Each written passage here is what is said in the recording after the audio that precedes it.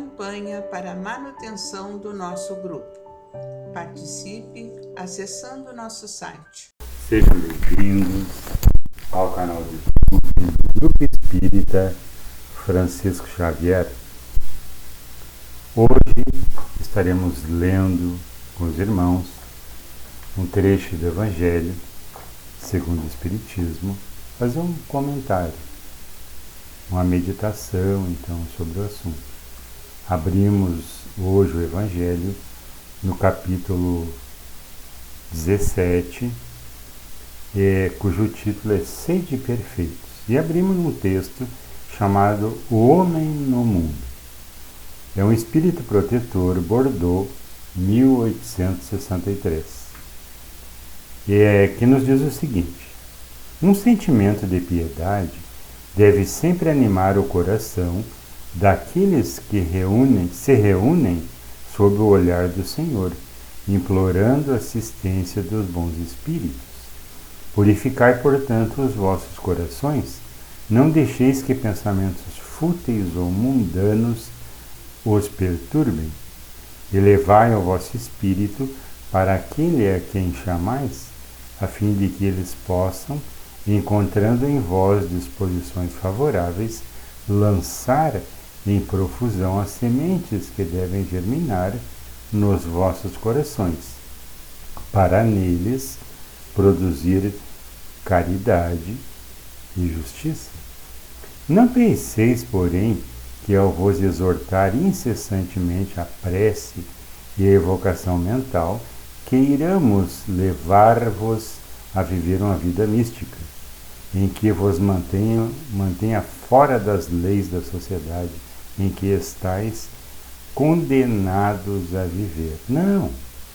Vivei com os homens do vosso tempo como devem viver os homens.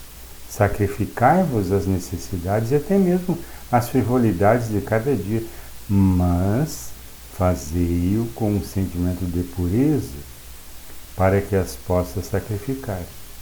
Fostes chamados ao contato de espíritos de naturezas diversas, em caracteres antagônicos, não melindreis a nenhum daqueles com quem vos encontrares.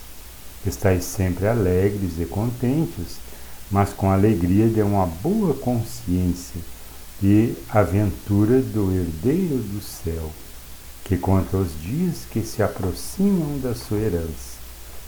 A virtude não consiste numa aparência severa e lúgubre, ou em repelir os prazeres que a condição humana permite. É interessante essa frase do Evangelho. Normalmente a gente acha que a virtude, a honestidade, as boas qualidades de um ser humano tem a ver com a seriedade, tem a ver com a rigidez, tem a ver com a atitude inflexível. E não é isso que o Evangelho nos aconselha. Não é isso nem que Jesus nos aconselhava. Tanto é que Jesus se divertia, Jesus ria, Jesus chamava todos para si. Então, esse espírito de Bordeaux está nos resgatando esse bem viver que um cristão e que um homem no mundo tem que ter. Então, continuando o raciocínio, basta referir todos os vossos atos ao Criador, que vos deu a vida. Quer dizer que nós vamos convivendo com os homens, nós vamos ter altos e baixos, vamos ter prazeres, vamos ter diversões, vamos ter futilidades, vamos nos entregar às rotinas que a vida nos induz, nos conduz, dentro do contexto que cada um vive, dentro de um contexto que cada um propôs exercer a sua escola de amor nessa escola que é a Terra. Então, notem bem que não há proibições. Agora, qual é a ressalva? Basta referir todos os vossos atos ao Criador que vos deu a vida. A necessidade em qualquer coisa que a gente faça, que lá a gente vai agradecer, que a gente vai se colocar diante de Deus, diante da espiritualidade e vai estar convencido de que não houve grandes falhas, que não houve grandes comprometimentos, mas que foi a passagem por aqueles instantes entre pequenos equilíbrios e desequilíbrios que cada um de nós tem na nossa vida cotidiana. Ou, quando acabar a tarefa, vamos elevar o pensamento ao Criador, pedindo-lhe, no impulso da alma, a sua proteção para executá-lo. Isso então antes da gente fazer as atividades que a gente se propõe, né? Pedir a bênção do Criador. O espírito de Bordeaux continua. Ou a bênção para uma obra acabada, quer dizer, aquilo que a gente acabou de fazer. Normalmente a gente ouve uma série de conselhos que vão melhorar o nosso bem viver, os nossos relacionamentos. E uma delas, no final do dia, é a gente percorrer nesse dia quais foram as nossas ações, quais foram os nossos comportamentos, e ver o que de mal praticamos, o que de bem praticamos, e se praticamos mais o mal que o bem. Então, à medida que nós vamos fazendo esse feedback do nosso dia, nós vamos nos realinhando com as boas vibrações, com as boas energias. E é isso, então, que ao final da obra acabada, nós vamos agradecer a Deus pelo um dia proveitoso que se teve ou não. Ao fazer qualquer coisa, voltai ao vosso pensamento à fonte suprema. É o que eu estava dizendo, né? Não façais sem que as lembranças de Deus venham purificar e santificar os vossos atos. A perfeição, como disse o Cristo, encontra-se inteiramente na prática da caridade sem limite, pois os deveres da caridade abrangem todas as posições sociais, desde as mais ínfimas até as mais elevadas. O homem que vive isolado não teria como exercer a caridade. Somente no contato com os semelhantes, nas lutas mais penosas, ele encontra a ocasião de praticá-lo. Aquele que se isola, portanto, priva-se voluntariamente do mais poderoso meio de perfeição. Só tendo de pensar em si, sua vida é a de um egoísta. Não imagineis, portanto, que para viver em constante comunicação conosco, para viver sob o olhar do Senhor, seja preciso entregar-se ao silício ou cobrir-se de cinza.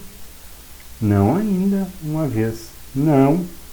Sede felizes no quadro das necessidades humanas, mas que na vossa felicidade não entreis jamais um pensamento ou um ato que possa ofender a Deus, ou fazer que se velhe a face de que vos amam, dos que vos amam e vos admiram, ou dirigem.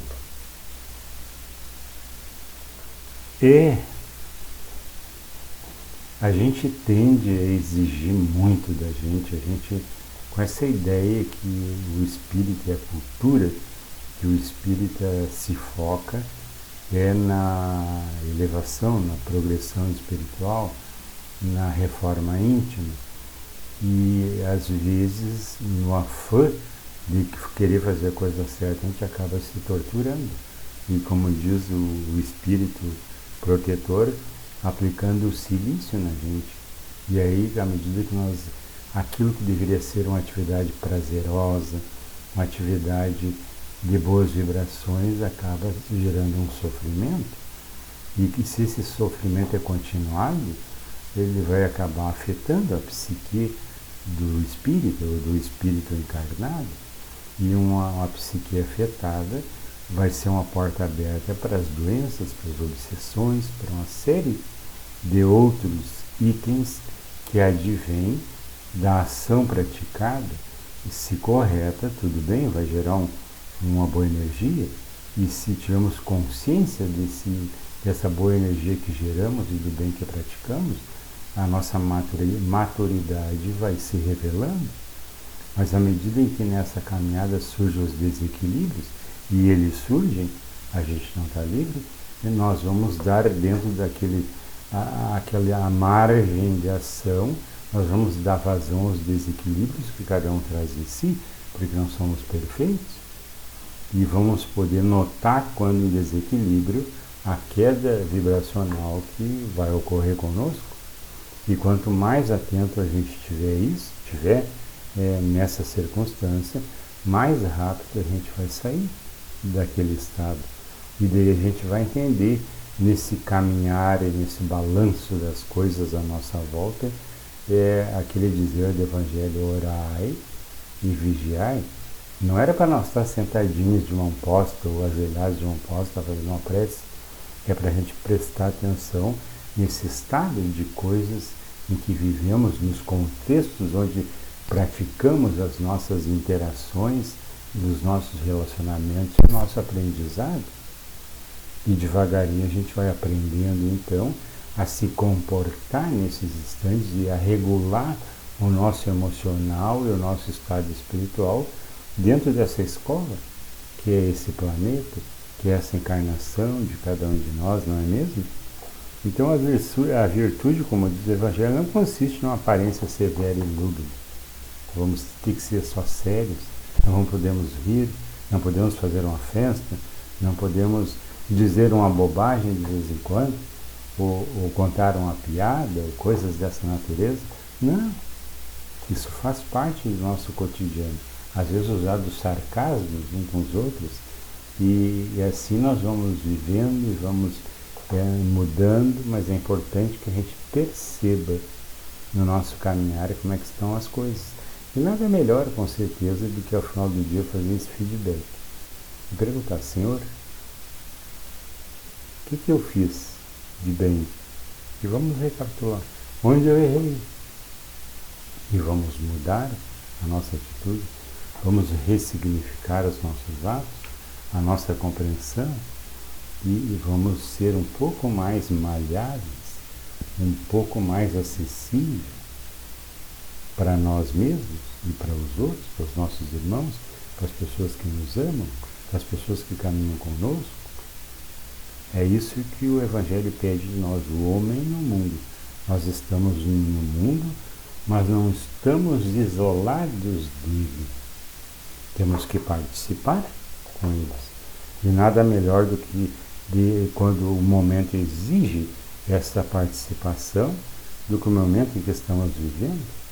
Quem por algum momento não sofreu e não estando envolvido diretamente nas situações de calamidade que os nossos irmãos vivem atualmente, mas não sofreu junto com ele, não se colocou no lugar dele.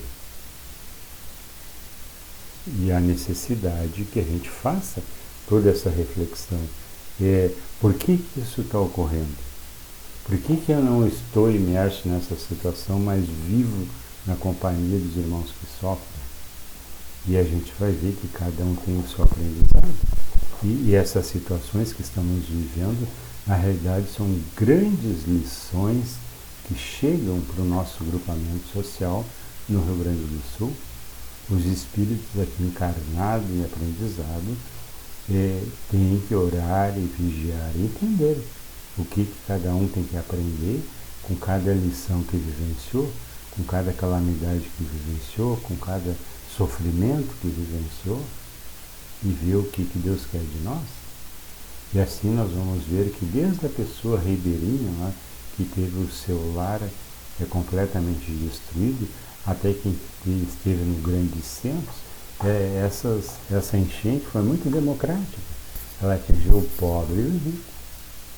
Todos passaram pela mesma situação e todos passaram pelas perdas materiais que tinham que passar. Agora a necessidade que a gente aprenda. E aprender o quê? Vejam bem, a nível de política social, nós vamos ter que aprender uma série de coisas. Vamos ter que aprender, pelo menos, a não deixar as bombas que bombeiam as nossas águas e que são tão necessárias para nós, fiquem muito tempo sem manutenção. Há necessidade que façam uma manutenção periódica nesses equipamentos, para que não venham a comprometer a segurança social, que é dever do Estado nos dar. Mas para isso há necessidade que os agentes do Estado façam as suas atribuições, que os agentes do Estado atualizem os equipamentos de acordo com as necessidades mais atuais, e os rios têm a sua lei cósmica para seguir. Eles não têm consciência, eles agem de acordo com a natureza do leito onde eles estão. E se o leito está assoreado, o que vai acontecer? Ele vai invadir os espaços onde nós estamos. E se até o João de Barros sabe construir a sua casinha virada para o local que não chova, com a proteção dos filhotes ainda complementar nessa casa, sabe como fazer uma casa segura, nós vamos ter, enquanto sociedade, de aprender também a construir em locais seguros. Fazer a nossa habitação, onde essa habitação não venha proporcionar riscos para a nossa segurança ou para a nossa vida. São lições que a gente vai ter que aprender e, ao mesmo tempo, vamos ter que encontrar utilidades, ou melhor, um trato, um manejo melhor com os mananciais de água que nós dispomos no nosso estado, e fazer um emprego mais responsável e mais útil desses recursos, seja na geração de energia, seja na irrigação das lavouras. E o quão útil foi essas bombas que vieram das lavouras para bombear a nossa cidade. E nessas horas, a necessidade que o homem do mundo manifeste as suas melhores qualidades. E é nessas situações que o homem do mundo vai mostrar quem é. Se ele for bom, pelo jeito de agir, pela empatia que ele tem uns com os outros, pela maneira de se colocar no lugar do outro, e não fazer, como Jesus diz, ou não fazer aos outros o que não querem que sejam feito para nós. E devagarinho nós vamos notando que são lições sérias que exigem da nossa responsabilidade, tanto como cidadãos como funcionários do nosso governo, e a necessidade que o pobre e o rico aprendam a lição, e que cada um em seu nível seja responsável e prudente pelas atividades que tem que tomar. Enquanto um tem que cuidar do patrimônio chamado água, nós vamos ter daqui do outro lado que usá-lo bem. E usar bem significa não alterar os percursos, significa não jogar água fora, significa uma série de coisas que nós teremos que fazer. E ao longo desse trabalho, ao longo dessas lições, nós vamos sofrer. Já sofremos muito, a gente viu as dores dos nossos irmãos, dos nossos familiares, que tiveram que sair às pressas de casa. E essas lições ficarão registradas no nosso campo vibracional e vai também para o campo vibracional do estado, do planeta, e a necessidade que a gente mude de atitude, a necessidade que a gente não se exija tanto também, que tenha essa flexibilidade, que se erre, mas que corrija ao longo do tempo esses erros, que aprenda com os próprios erros. É isso que a circunstância hoje nos pede. Mas temos todos que trabalhar pelo benefício uns dos outros, porque partilhamos a mesma casa, partilhamos a mesma cidade, partilhamos o mesmo estado, partilhamos o mesmo planeta, e como homens do mundo, há necessidade que no nível de cada atribuição, cada um de nós assuma as suas responsabilidades e perceba as suas ignorâncias e ilumine o seu jeito de ser no manejo com as coisas da natureza que Deus nos deu e nos tornou disponível. Vamos então agora ao nosso momento de preces e irradiações. Irmãos, vamos unir nossas almas confiantes para dedicar o nosso pensamento e sentimentos fraternos para quem precisa, quem está carente de saúde e de paz.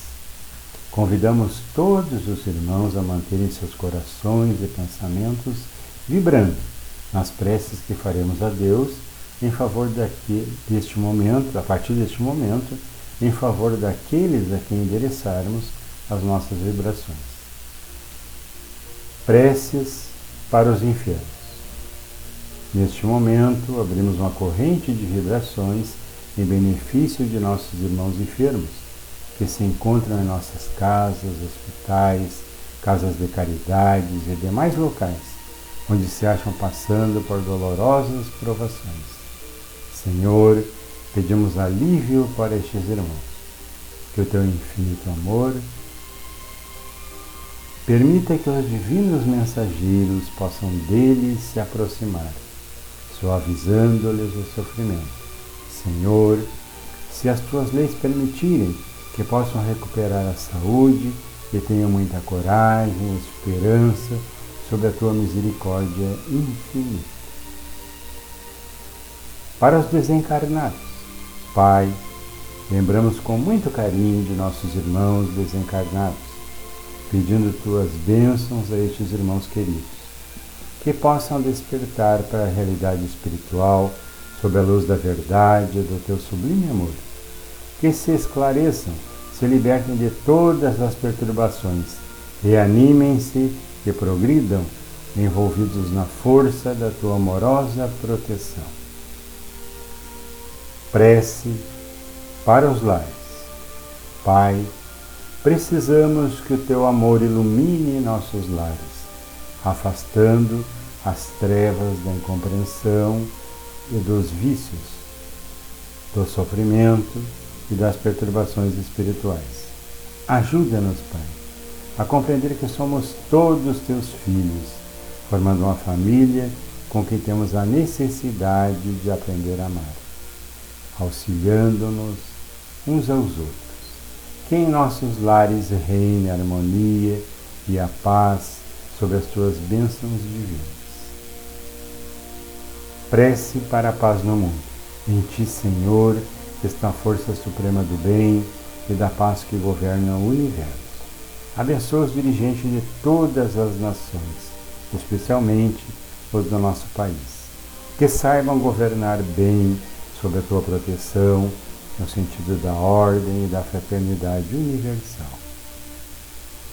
Agora, para encerrar então a nossa atividade de hoje, Senhor, graças te damos por esses momentos felizes e pela assistência amorosa dos bons espíritos. Abençoa-nos, seja feita a tua vontade, despede-nos na tua paz. Assim seja. Campanha para a manutenção do nosso grupo. Participe acessando nosso site